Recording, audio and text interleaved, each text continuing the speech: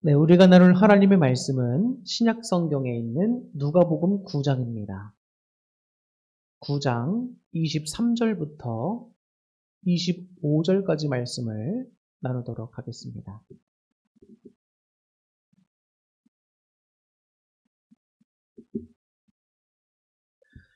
또 무리에게 이르시되 아무든지 나를 따라오려거든 자기를 부인하고 날마다 제 십자가를 지고 나를 따를 것이니라.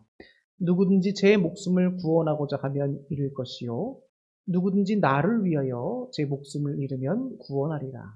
사람이 만일 온 천하를 얻고도 자기를 잃든지 빼앗기든지 하면 무엇이 유익하리요. 아멘. 네, 여러분 너무나 반갑습니다. 우리 서로 인사 한번 해볼까요? 주님 안에서 환영합니다. 인사해 보겠습니다. 주님 안에서 환영합니다. 네, 주님 안에서 환영합니다. 네, 온라인으로 함께하는 우리 모든 여러분들에게도 주님의 평안이 함께할 수 있기를 축복합니다. 오늘은 예수님의 제자가 된다는 것은 이라는 제목으로 오늘 본문의 말씀을 통하여 여러분들에게 하나님의 말씀을 전하도록 하겠습니다. 예수님을 섬기고 하나님의 자녀가 되고 또 제자가 돼서 신앙생활을 하다 보면은 여러 가지 부담스럽게 다가오는 내용들이 꽤 있어요. 우리가 대표적으로 성경에서 예수님께서 산상교훈에서도 말씀해 주셨지만 특별히 원수까지도 사랑하라 라고 하는 말씀 너무나 잘 아시지만 그 말씀이 우리들에게 사실은 굉장한 또 부담감이 될 수도 있는 말입니다. 왜냐하면 인간적인 생각과 인간이 갖고 있는 본성적인 마음으로는 원수까지 도저히 사랑할 수가 없죠. 근데 주님께서는 그런 원수까지도 사랑하는 단계까지 우리가 성장되고 성숙되고 하나님의 영을 깊이 있게 받기를 주님께서는 원하고 요구하고 계시다는 거예요. 그래서 때로는 그런 말씀들이 우리들에게 부담으로 다가오기도 하지만 또 우리에게 부담으로 다가오는 또 다른 말씀이 있다고 한다면 우리들에게 주님의 제자가 되라는 것입니다. 주님의 제자. 우리가 이 말이 원수까지 사랑하라고 하는 말보다 좀 덜 부담스럽다라고 생각할 수 있어요. 왜냐하면 그냥 제자가 되라고 하시니까. 그런데 가만히 예수님의 제자가 되라는 말씀을 우리가 곰곰이 깊이 있게 묵상하고 생각하다 보면 이게 보통 부담스러운 말이 아니구나 느끼게 됩니다. 왜냐하면 예수님의 제자가 되면요 원수까지 사랑하는 것도 해야 돼요. 그것뿐만 아니라 예수님의 뜻대로 우리가 순종하면서 주님을 드러내는 그런 제대로서의 삶을 살아야 된단 말이죠. 그러려고 한다면 우리가 주님 앞에서 포기하고 내려놔야 하고 내 뜻보다 주님의 뜻이 우선시되게 살아가야 하는 거예요. 그게 제자입니다. 그러면 여러분 성경의 많은 말씀들 가운데 예수님의 제자가 되라 하는 이 말씀은 어떻게 보면 모든 나를 부담스럽게 하는 신앙적으로 부담스럽게 하는 모든 것이 다 포함되어 있는 말이라고 할 수가 있어요. 결코 쉬운 말이 아닌 겁니다. 자, 그런데 오늘 23절을 보면 주님께서는 말씀하십니다. 누구든지 나를 따라오려거든 자신을 부인해야. 그리고 날마다 뭐를 져야 된다? 십자가를 지고 예수님을 쫓아야 된다. 이런 말씀을 주십니다. 이것은 주님께서 제자도의 아주 뭐랄까요? 깊은 아주 핵심이 되는 그런 정수를 말씀하신 것이라고 여겨집니다. 참 제자가 갖추어야 될 요소가 이 말씀에 잘 담겨 있다는 거예요. 우리가 진정으로 예수님의 참 제자가 되려면 본문에서 말씀해주고 있는 것처럼 대략적으로 한 3가지 정도를 잘 갖출 수 있을 때 우리는 예수님의 참된 제자가 될 수 있습니다. 그렇다면 참된 제자도의 본질에 해당하는 이 3가지 요소는 무언가 하면 첫 번째는 여러분 자신을 부인하는 겁니다. 이 말이 좀 어렵죠? 자신을 부인합니다.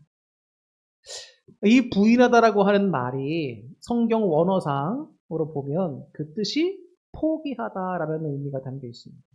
자신을 부인하다라고 하는 것은 자신을 포기한다는 의미가 있는 거예요.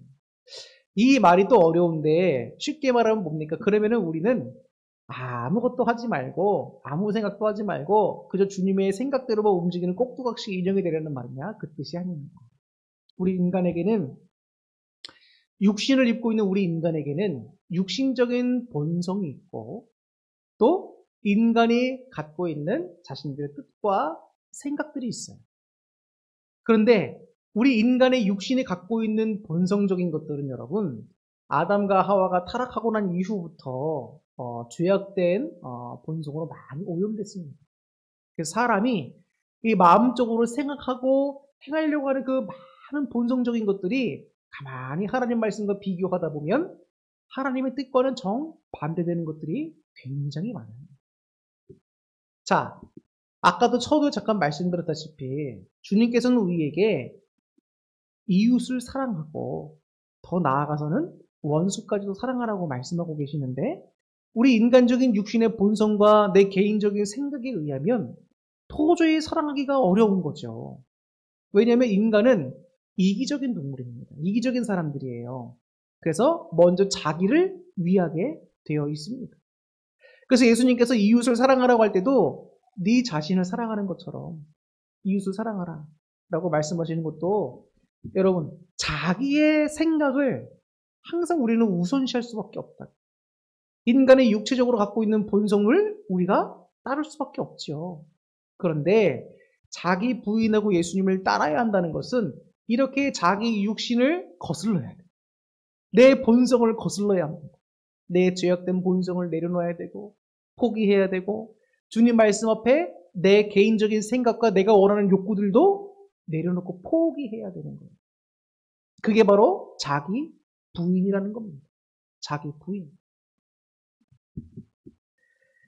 자, 그래서 바울이 갈라디아서 2장 20절에서 이렇게 얘기합니다. 내가 그리스도와 함께 십자가에 못 박혔나니. 이건 뭡니까? 사도 바울은 해마다 예수님 안에서 자기 자신을 죽인다는 겁니다. 내 본성을 죽이고 주님의 뜻대로 행할 수 있도록 내 육신적인 생각과 이런 것들을 포기한다는 거예요. 날마다 그리스도와 함께 십자가에 못 박힌다. 그런즉 이제는 내가 사는 게 아니라는 거예요. 내가 육신을 입고 지금 이 세상을 살아가지만 나를 통해 드러나는 것은 내가 행하는 것은 오직 누구다? 예수님이구나 드러나고 예수님의 뜻대로 행하게 된다는 거예요. 그러니까 예수님의 참된 제자로 바울이 서 있다는 거죠. 그러면서 말합니다. 오직 내 안에 그리스도께서 사신 것이라. 이제 내가 육체 가운데 사는 것은 나를 사랑하사 나를 위하여 자기 몸을 버리신 하나님의 아들을 믿는 믿음 안에서 사는 것이다. 이제 내가 육체 가운데 산다는 것은 내가 내 본능적인 육체의 욕구대로 산다는 것이 아니라 내가 지금은 이렇게 연약한 육체 가운데 산다 할지라도 나를 사랑하시고 나를 도우시고 새롭게 하시는 그 예수님을 믿는 믿음으로 산다는 거예요.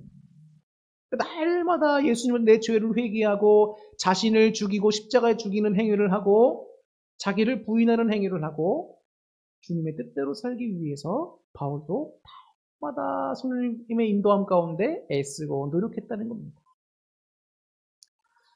자, 그리고 두 번째, 예수님을 따르기로 결심한 제자가 반드시 거쳐야 할 두 번째는 뭐냐면 날마다 자신의 십자가를 지는 겁니다.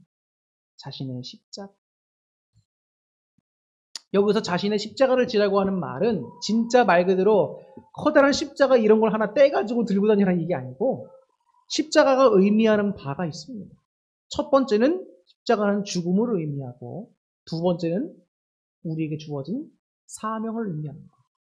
죽음은 뭘 의미하는가? 아까도 잠깐 말씀드렸다시피 바울이 해마다 그리스도와 함께 십자가에 죽는다고 했잖아요. 자신을 못 박는다고 했습니다. 그 말은 내 육신과 내 본능을 날마다 기도로 성령 충만함을 받고 하나님의 은혜 가운데 자꾸 포기하고 내려놓는 걸 말하는 거예요. 그 십자가를 우리는 져야 돼요. 그런데 우리는 이런 십자가, 십자가상에서 나 자신을 자꾸 생각과 내 육신적인 본성을 포기하고 내려놓는 행위들을 하기를 힘들어요. 왜냐하면 자신의 뜻과 욕구를 내려놓는 것 자체도 힘들지만 여러분, 날마다 자신을 십자가로 죽이는 행위가 뭐예요? 기도하는 것. 말씀을 읽고 주님 뜻대로 살 수 있도록 성령 충만을 또 구하는 것. 이런 거지 않습니까? 그런데 우리는 삶을 살다 보면 너무나 바쁠 때가 많고, 그리고 시간이 여러분 왜 이렇게 잘 갑니까? 우리가 하루 동안 열심히 살기도 하지만 이것저것 하다 보면 금방 하루가 가요. 근데 우리 개인적인 삶만 사는 게 아니잖아요. 우리는 또 가정에 가면 또 엄마로서 아빠로서 역할도 해야 되지, 직장에 가면 또 맡은 역할이 있지, 교회에 오면 또 내가 맡은 역할들이 있지. 왜 이렇게 할 일들이 많습니까? 그러다 보면 기도할 수 있는 시간을 우리가 정말로 확보하려고 노력하지 않으면 기도하는 것조차 힘든 시대가 바로 이 시대가 아닌가 생각을 하게 됩니다. 그래서 기도는 여러분 반드시 해야 하는 영적 전쟁이에요. 기도하지 않고는 여러분 우리가 날마다 자신을 십자가에 놓을 수가 없어요. 왜냐하면 기도하고 성령님의 능력과 도우심을 힘입지 않고서는 여러분 내 육신의 본성과 내 욕구들을 어떻게 여러분 제어할 수 있습니까? 절대 못합니다. 사람들에게는 반복되어지는 죄들이 있죠. 반복해서 짓는 죄들이 있고, 우리가 항상 나 이런 죄를 지면 안 되는데 그런 죄를 짓는 경우들이 많이 있습니다. 그래서 우리에게는 회개가 필요한데, 여러분 그런데 얼마나 자신을 십자가에 달려서 죽게 만든다. 나 자신을 포기한다. 근데 우리가 기도로서 자꾸 깨어있다 보면 여러분 내 힘으로 할 수 없고 반복적으로 짓는 그 죄들을 여러분 점점 우리가 다스릴 수 있게 돼요. 그건 내 힘과 내 능력으로 되는 게 아닙니다.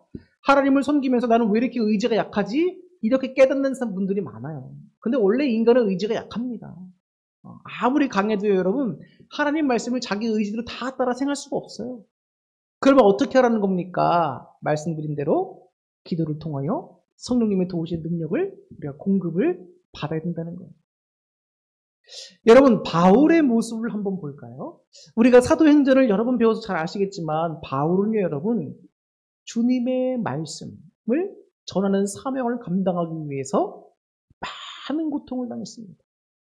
매를 맞아 죽을 뻔하기도 하고 사람들에게 모함을 받기도 하고 여러 번 굶어 죽을 뻔도 했고 헐벗고, 여러분 마지막에 그의 그 인생이 어떻게 마무리가 됩니까? 여러분 말씀드렸지만 AD 68년경에 로마의 감옥에 있다가 결국 순교당하잖아요. 여러분 인간적인 본성과 인간적인 욕구를 따른다면 여러분의 인생의 감옥에 있다가 그렇게 순교당하는 거, 죽임당하는 것을 여러분 원하시겠습니까? 예수님의 말씀을 전하려고 여러분 헐벗고 매맞아 죽을 뻔하고 모함당하고 온갖 수모와 온갖 고통을 다 당하는 거 여러분 감당할 수 있겠습니까? 인간적으로는 못하는 거예요. 근데 바울이 어떻게 감당한 거죠? 날마다 기도함을 통하여 자신을 죽이고 성령의 능력을 공급받으니까 그 일을 감당할 수 있는 겁니다. 내가 이제 육체 가운데 산다 할지라도 나를 사랑하시고 나를 구원하시는 그 예수를 믿는 믿음으로 산다. 믿음으로 사는 삶이 되는 거예요. 점점 죄에서 멀어지고 설령 내가 연약하고 부족해서 또다시 죄를 짓는다 할지라도 예수님을 믿으면 다시 일어나고 참된 제자의 모습으로 살아갈 수가 있게 된다는 겁니다. 그래서 여러분 죄를 짓는다고 실망하지도 말고 나는 의지가 약한 사람이야 라고 좌절하지도 마세요. 원래 인간은 그런 겁니다. 그렇기 때문에 내 힘으로 할 수 없으니까 우리는 항상 주님께 기도하면서 성령님의 도우시는 능력들을 구해야 합니다. 사람이 변화되고 사람이 하나님 말씀대로 살 수 있게 되는 건 여러분, 십자가를 질 수 있는 건 여러분 하나님의 은혜를 자꾸 힘입고 우리가 경험하잖아요. 그러면 하지 말래도 내 뜻을 접고 하나님 뜻대로 행하는 사람이 됩니다. 이게 신앙의 비결이에요 여러분. 자꾸 내 힘만 갖고 하려니까 힘들고 괴로운 거예요. 그런데 하나님의 은혜를 기도함 가운데 풍성하게 받고 느끼기 시작하면 여러분 내가 알아서 막 하고 싶어져. 여러분 그런 경험들이 있으십니까? 이런 경험이 있어야 해요. 날마다 우리 삶 가운데 늘 있어야 합니다. 인간이라 연약하고 한계적인 사람들이어서 신앙이 항상 높을 수는 없죠, 단계가. 그러나 왔다 갔다 하더라도 하나님 은혜를 자꾸 간곡히 기도하다 보면 많이 요동치는 것이 줄어듭니다. 그래서 우리의 신앙의 주님에서 항상 기뻐해요. 주님 말씀대로 항상 행하려고 노력합니다. 하나님께서 가인에게 명령하셨던 말씀이 있어요. 죄가 너를 원하나 너는 죄를 다스릴지. 근데 가인이 자기 육신의 본성과 육신의 욕구대로 동생 아벨을 돌로 쳐 죽입니다. 그 왜 그럴까요? 가인이 하나님 안에 속해 있던 사람이 아니라 자기 생각과 자기 육신의 욕구와 본성대로 살아갔던 사람인 것을 단적으로 보여주는 예인 겁니다. 그래서 하나님이 가인의 예배는 받지 않으시고 동생인 아벨의 제사는 받았다. 아벨의 제사를 주님께서 왜 받으셨는가? 성경에 구체적으로 나와 있지 않지만 하나님께서 아벨의 제사를 받으셨다라는 것, 그 단적인 예 하나만 가지고도 아벨이 하나님 앞에 어떤 사람이었고 어떤 마음으로 제사를 드리는 것을 알 수가 있는 거예요. 그리고 날마다 십자가를 지는 것은 이렇게 죽는 의미뿐만 아니라 자신의 사명을 감당하는 의미가 담겨 있습니다. 사명을 감당하는. 사명을 감당하려면, 주님께서 맡겨주신 사명을 감당하려면 여러분, 우리가 하나님의 도움을 날마다 힘입어야 합니다. 우리 여러분들 집사 직분 갖고 계시고 또 많은 직분들을 갖고 계시지요? 근데 그런 직분들 하나님이 거둬주신 건 아닙니다. 목사가 여러분들에게 옛다 받으세요 하고 드리는 거 아니에요. 하나님께서 여러분들을 쓰시고자 여러분들에게 직분을 주신 겁니다. 집사 직분이 흔하니까 별거 아니겠지라고 생각하면 여러분 안 됩니다. 하나님께서 여러분들을 쓰시고자 직분을 주셨다는 것을 생각한다면 결코 우리가 어느 직분이든 소홀히 여길 수가 없는 거예요. 베드로도 여러분 나중에 죽을 때 순교를 당하게 되는데 전해지는 말에 의하면 십자가에 달려 죽었는데 거꾸로 달려 죽게 됩니다. 베드로가 바울과 마찬가지로 그 죽기까지 맡겨진 사명이 있었단 말이에요. 복음을 전하는 사명, 땅끝까지 복음을 전하는 그 사명을 감당합니다. 그것이 힘든 길이고 어떤 길이고 주님의 능력을 의지하면서 끝까지 그 사명을 감당했다. 그런데 여러분 베드로와 사도 바울이 그 사명을 감당하면서 정말 완벽했던 사람들입니까? 실수가 없었나요? 다 실수 있었어요, 여러분. 바울도 화내면서 동료와 헤어져서 전도하러 간 적도 있고요. 베드로도 바울에게 책망받았던 적도 있고요. 사람은 다 부족합니다. 완벽한 게 없어요. 성경에 참 재밌는 이유가 뭔지 아십니까? 많은 이제 그 책들을 보면 사람들의 실패한 경험담은 웬만하면 잘 안 나와요. 잘 되는 거. 좋은 거. 그 사람들로 하여금 이 책을 읽고 좋은 긍정적인 영향을 받도록 보통 책들은 그렇게 많이 쓰여집니다. 그런데 성경은 참 재밌는 게 실패한 역사를 기록해놔요. 유다 이스라엘 백성들의 실패한 역사가 구약 성경입니다. 근데 인간적으로 보면 실패지만 왜 소망이 있느냐? 하나님의 언약과 약속이 있기 때문에 소망이 있는 거예요. 그 유다 백성들, 이스라엘 백성들이 하나님의 은혜가 없으면 그냥 그대로 실패한 대로 다 끝나고 죽고 없어지는 겁니다. 그런데 주님께서 뭘 약속하셨죠? 이사야서를 통해서 계속 배우고 있지만 이 땅에 오실 메시아 예수 그리스도를 약속하고 계시잖아요.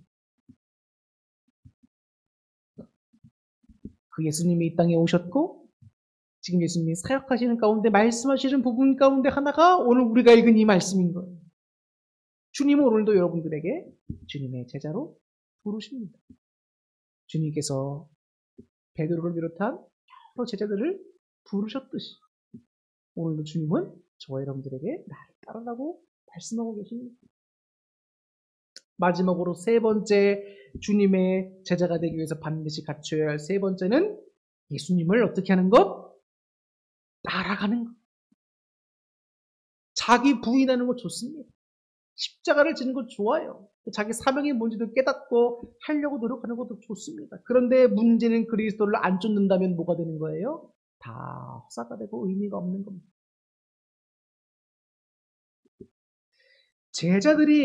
모든 제자들이 가야 할 방향을 지시해 주는 게 뭡니까? 결국에는 예수님을 쫓아라는 명령이에요. 쫓으라.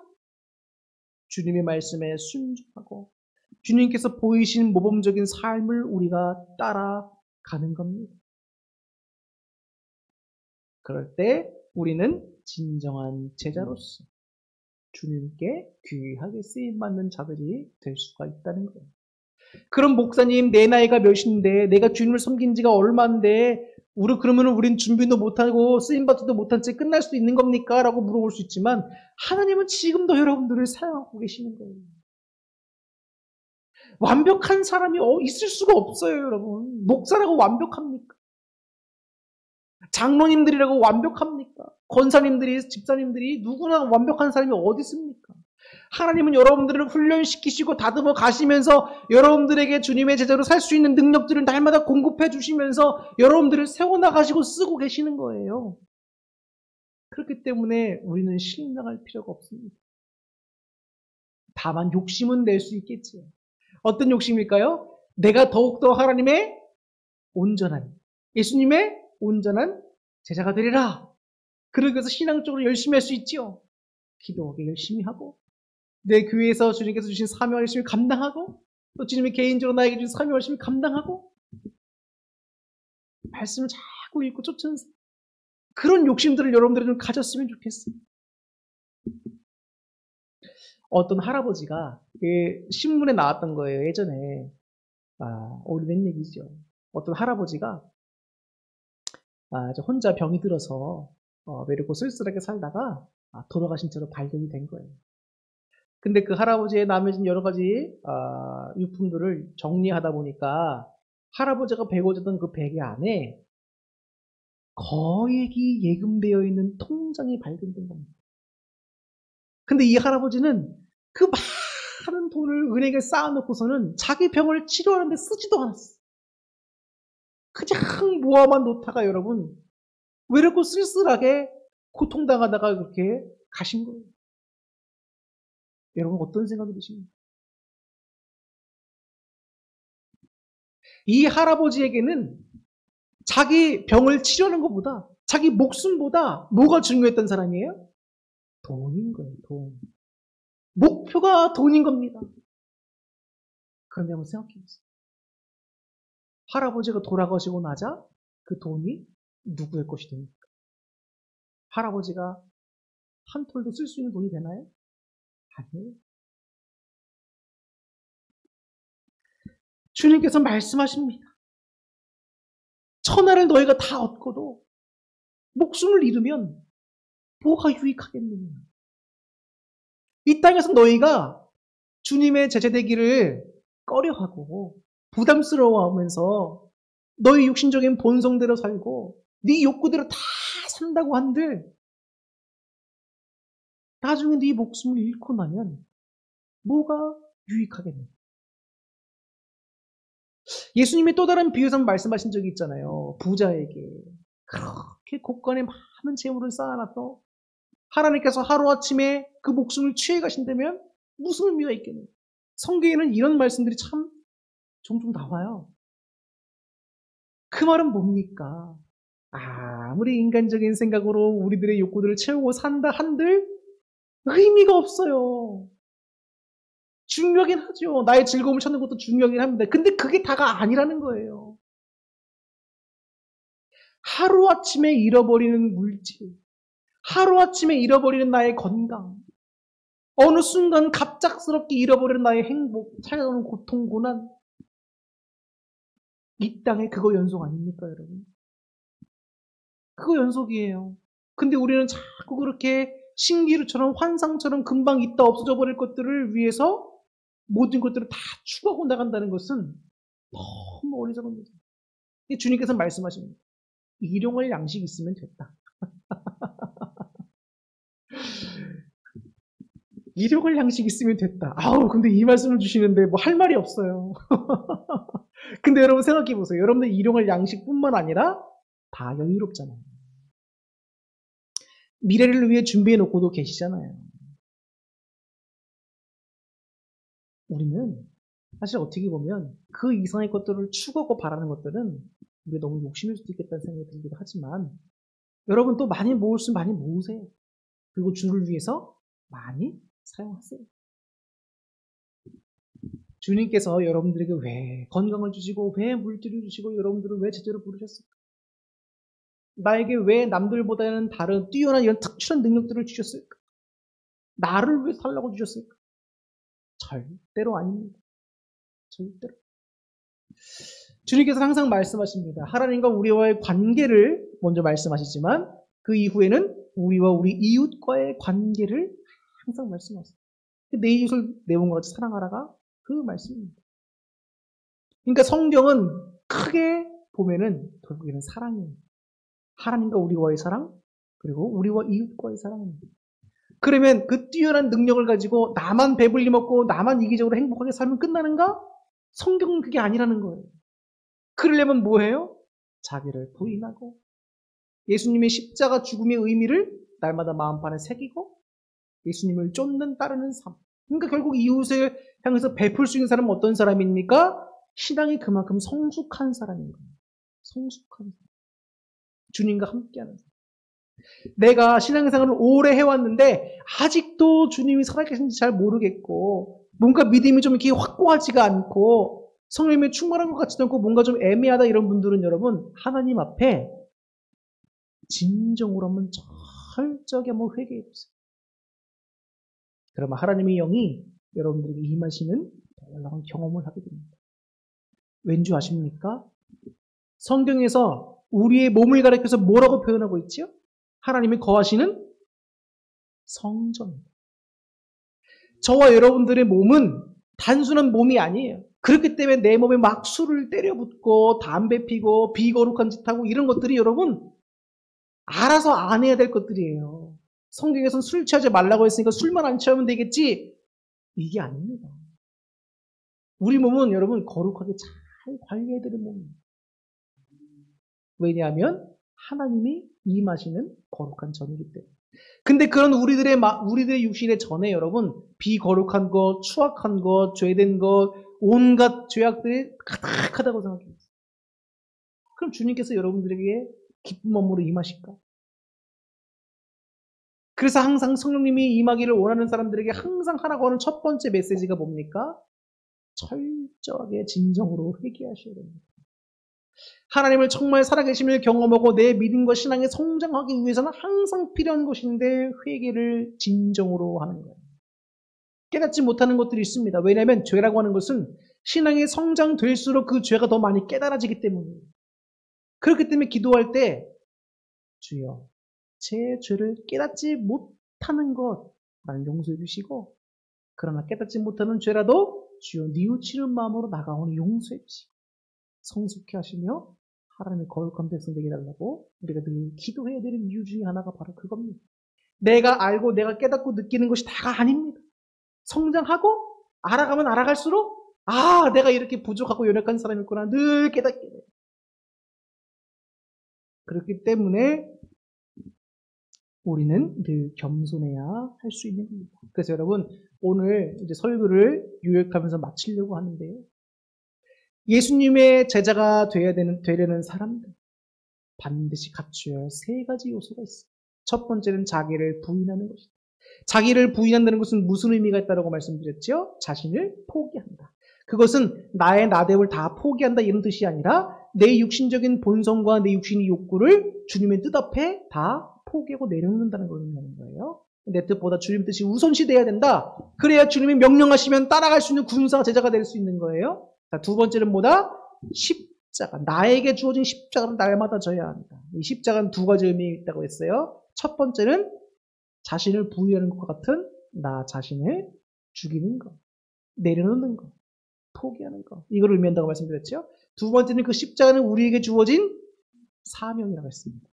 그래서 날마다 기도함으로 성령님의 도우심을 받아야 내 열악한 의지에 힘을 더해서 그 일들을 바울과 베드로처럼 감당할 수 있는 것이지 절대 내 의지만 갖고는 안 된다. 그렇기 때문에 나는 왜 의지가 박약한 것 같냐, 나 이렇게 연약하냐, 또 똑같은 일을 졌다 실망할 필요가 없다는 거예요. 주님의 은혜를 깊이 있게 받다 보면 알아서 하게 된다는 겁니다. 여러분 실망하지 마세요. 마지막 세 번째, 주님의 제자가 되기 위해서 반드시 제일 중요한 게 뭡니까? 주님을 쫓는 삶, 따르는 삶을 살아야 합니다.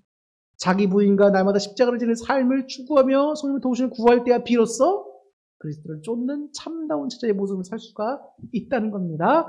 그래서 여러분 이 세 가지를 반드시 기억하시고 여러분들이 주님께서 세우신 진정한 제자들로서 서서 하나님의 기쁨이와 자랑될 수 있는, 정말 주님께 천국에서 야, 저 암흑의 저 성도 봐라, 저 암흑의 집사 봐라, 저 암흑의 목사 봐라, 야, 정말 쟤는 나의 자랑이다, 이렇게 칭찬드릴 수 있는 저 여러분 될 수 있기를 주님의 이름으로 축원합니다.